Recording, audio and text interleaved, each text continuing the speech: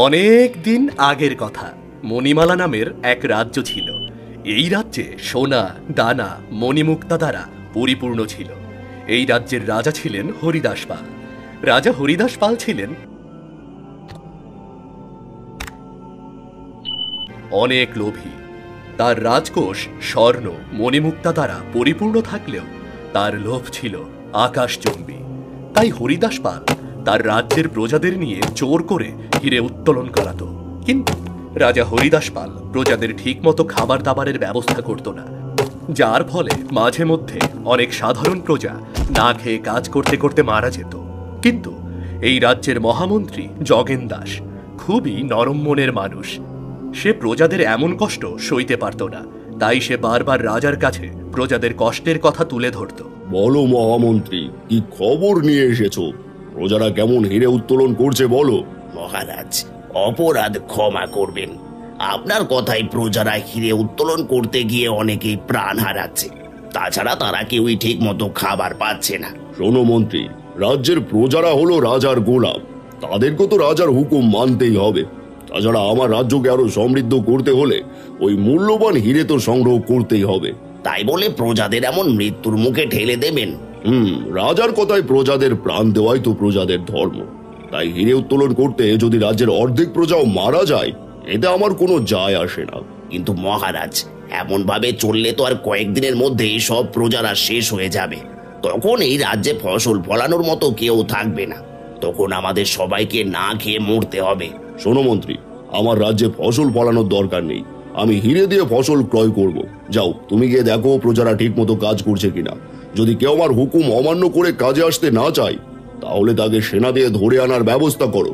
আর যদি কেউ কাজ করতে অস্বীকার করে, তাহলে তাকে চাবুক মেরে পিঠের ছাল তুলে দাও। যাও।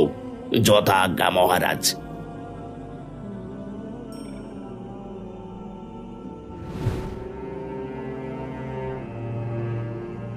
কি মন্ত্রী মশাই, আপনি আমার বাড়িতে?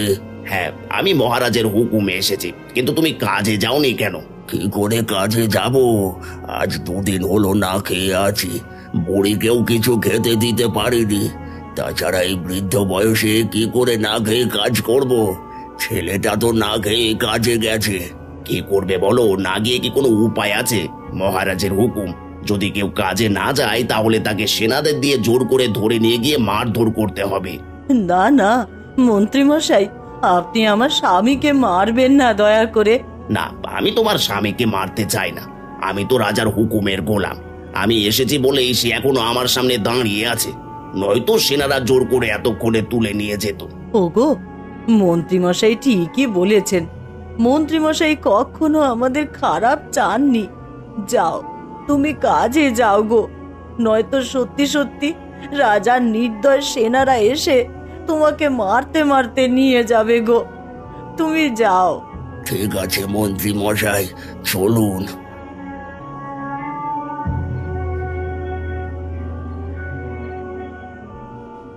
এদিকে রাজ্যের গরিব প্রজা গোপাল, সে গরিব হলেও তার মধ্যে সবসময় প্রতিবাদ করার ইচ্ছা জেগে উঠত।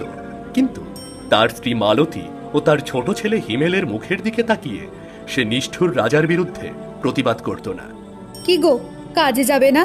কাজে না গেলে তো রাজার সেনারা এসে তোমাকে ধরে নিয়ে যাবে। হ্যাঁ, ওই লোভী নিষ্ঠুর রাজার কারণে আমাদের এত কষ্ট করে না খেয়ে কাজ করতে হচ্ছে। কিন্তু এ অন্যায় আমি আর সহ্য করব না। এসব কি বলছো? একবার যদি এই কথা রাজার কান পর্যন্ত পৌঁছায়, তাহলে তো রাজা আমাকে বিধবা বানিয়ে ছাড়বে। সঙ্গে আমাদের মা ছেলেকে কি করবে কে জানে। তোমাদের মুখের দিকে তাকিয়েই তো কিছু বলতে পারি না, নয়তো এই রাজার জুলুমের বিরুদ্ধে অনেকদিন আগেই রুখে দাঁড়াতাম আমি। থাক, ওইসব করে আর নিজেদের বিপদ ডেকে এনো না। শুনেছি মহারাজ নাকি ঘোষণা করেছে, যে হিরে খুঁজে পাবে তার পরিবারের সবাইকে খাবার দেওয়া হবে, তার আর কোনো চিন্তা করতে হবে না। তাই অন্য কিছু না ভেবে হিরে খুঁজে বের করার চেষ্টা করো। যাও। হ্যাঁ, যাচ্ছি, কিন্তু আমি এই নির্দয় রাজার অন্যায় আর বেশি দিন সহ্য করব না। ওই রাজাকে আমি তার অন্যায়ের উচিত শিক্ষা দিয়েই ছাড়ব।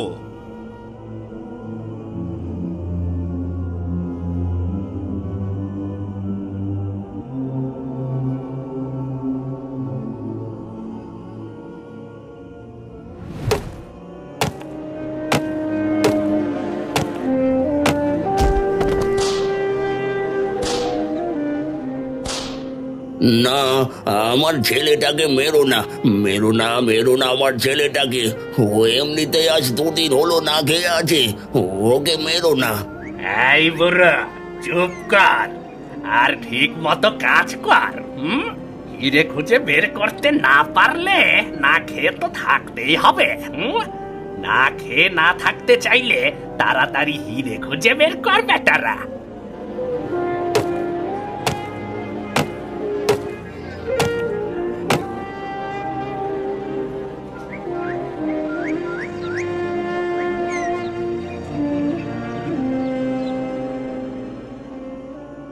এই নিষ্ঠুর রাজার জন্য কি আমরা সারা জীবন এমন অত্যাচার সইব?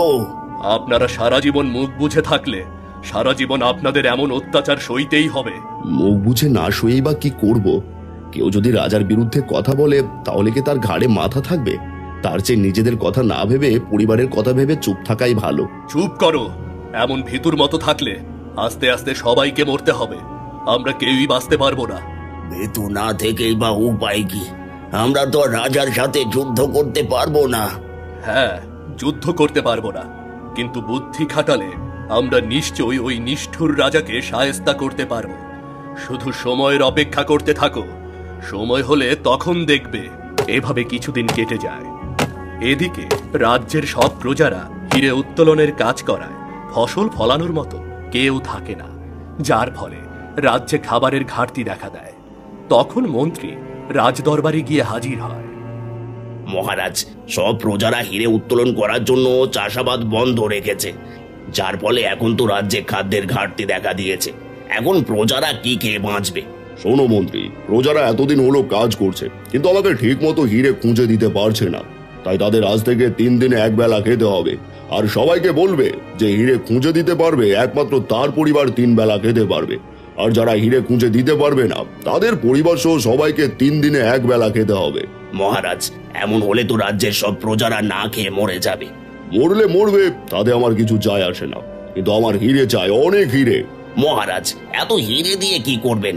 একবার প্রজাদের কথা ভাবুন। মন্ত্রী, তুমি কিন্তু আমার কাছে নাক গলাচ্ছ। তুমি জানো এটা আমার একদমই পছন্দ নয়। তাই আমি যা বলি তাই করো, নয়তো তোমাকেও না খেয়ে থাকতে হবে। যথা আজ্ঞা মহারাজ।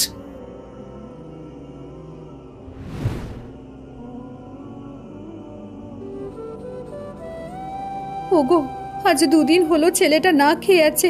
ছেলেটাকে কি এভাবে না খাইয়েই রাখবে? কি করব বলো? রাজার হুকুমে কাজ করছি। রাজা খেতে না দিলে কোথায় পাবো? এর আগে দিনে একবার খেতে দিত, আজ 2 দিন হয়ে গেল কোনো খাবার নেই। তোমাকে কাজে যেতে হবে না? এসব কি বলছো? কাজে না গেলে তো সবার কপালে দুঃখ নেমে আসবে। তবে তুমি চিন্তা করো না, শুধু একটা সুযোগের অপেক্ষায় আছি। তারপর আর কাউকে কষ্ট করতে হবে না। কি করবে জানি না। নিজেরা না খেয়ে থাকতে পারবো, কিন্তু ছেলেটাকে না খাইয়ে রাখতে পারবো না। গোপাল, তোমার সাথে জরুরি কথা আছে। বলুন মন্ত্রী মশাই, কি বলবেন? সবাইকে নিয়ে প্রস্তুত থেকো, আমি ওদিকের সকল ব্যবস্থা করে রেখেছি। ঠিক আছে, ও নিয়ে আপনাকে চিন্তা করতে হবে না, আমি সব ব্যবস্থা করে রাখবো। তোমরা এসব কি বলছো? আমি তো কিছুই বুঝতে পারছি না। সময় হলে সব বুঝতে পারবে। মন্ত্রী মশাই, আপনি যান, আমি সব ব্যবস্থা করে রাখবো।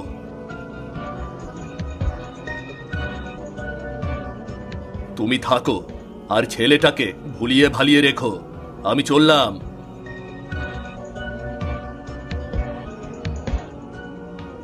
রাজার কথা মতো আবার কাজ শুরু হয়। গরিব প্রজারা নিরুপায় হয়ে রাজার দেওয়া শর্ত মতো কাজ করতে থাকে। কিন্তু গোপাল মনে মনে কি যেন ভাবছিল। কিরে গোপাল, আজ যে একদম চুপচাপ কাজ করছিস, কিছু ভাবছিস? হ্যাঁ, আজ 3 দিন হলো কাজ করছি, এক টুকরো হিরে পেলাম না। ওদিকে বাড়িতে বউ ছেলেটা 2 দিন হলো না খেয়ে আছে। কি করি কিছুই বুঝতে পারছি না। দুঃখ করে লাভ কি? ওই নিষ্ঠুর রাজার মনে কোনো দয়া মায়া নেই। গতকাল আমার ছেলেটা পাথরে চাপা পড়ে মরে গেল। ছেলেরা তাকে টেনে বের করতেও দিল না। ওরা কপাল, বাপ হয়ে ছেলেকে এমন অবস্থায় রেখে আসতে হলো। রাজা তার রাজপ্রাসাদ উজ্জ্বল করার জন্য আমাদের এই অন্ধকারে মরতে পাঠিয়েছে। আমরা আর এই অন্যায় সইব না। কি করবে? তুমি কি একাই রাজার বিরুদ্ধে লড়াই করে বাঁচতে পারবে? না, পারবো না। তাই বলে এভাবে অন্ধকারে মরতেও চাই না।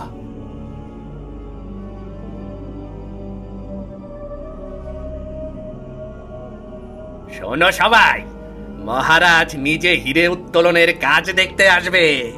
খবরদার, কেউ মহারাজের সঙ্গে বেয়াদবি করবে না। কেউ যদি মহারাজের সঙ্গে বেয়াদবি করো, তাহলে তাকে তুলে নিয়ে গিয়ে কঠিন শাস্তি দেয়া হবে। সবাই যে যার মতো কাজ করো, যাও। ওরে গোপাল, রাজা আসছে, তার মানে কাউকে না কাউকে প্রাণ হারাতেই হবে। ওই নিষ্ঠুর রাজা একজনকে মেরে সবার মনের মধ্যে ভয় ধরিয়ে দেবে। না কাকা, এবার আর রাজা সে সুযোগ পাবে না। এবার রাজা তার পাপের শাস্তি পাবে। এসব কি বলছো?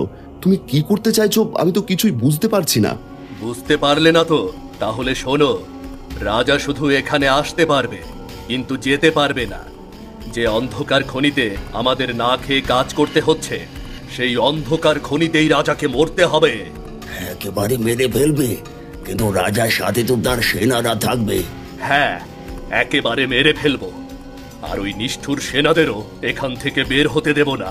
হ্যাঁ, তুই ঠিকই বলেছিস, এটাই আমাদের সুযোগ।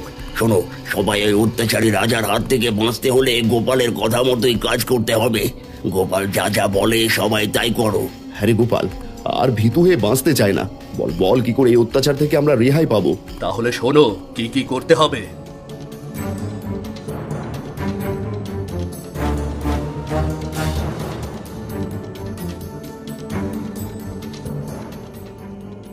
এরপর সবাই গোপালের কথা মতো খনির মধ্যে নানান জায়গায় আঘাত করে ফাটল ধরাতে শুরু করে।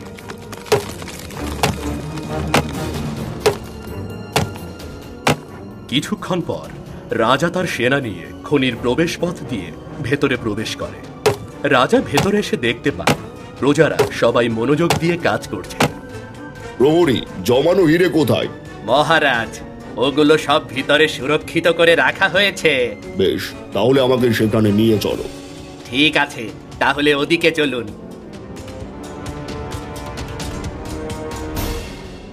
এবার তাড়াতাড়ি সবাই এখান থেকে চলো।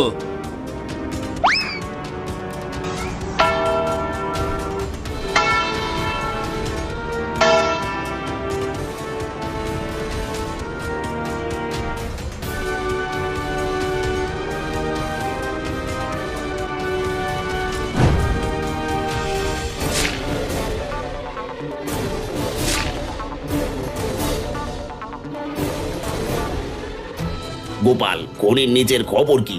সব আপনার কথা মতো হয়েছে। এবার শুধু বদলা নেবার পালা। তাহলে আর দেরি করছো কেন? কাজ শুরু করে দাও। সে কি রে, মন্ত্রীমশাই আমাদের দলে? হ্যাঁ, সব পরে বলবো, আগে কাজ শেষ করো।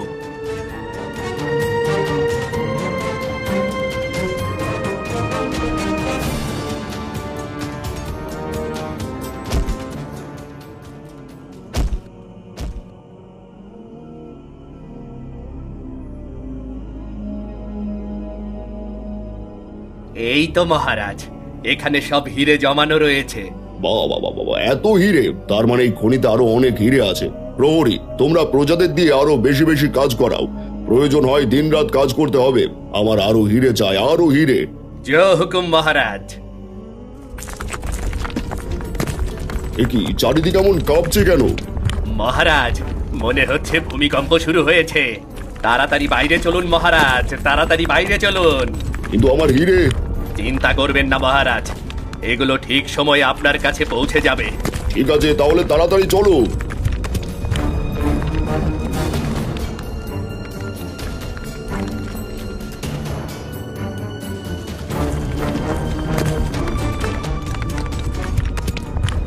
প্রহরী, এখান থেকে বের হওয়ার রাস্তা কোথায়? মহারাজ, আমরা বুঝতে পারছি না বেরোনোর রাস্তাটা কোথায় মহারাজ। না না না না, এ কি হচ্ছে? না, কে কোথায় আছো? আমাকে বের করো, বের করো। না না না না না!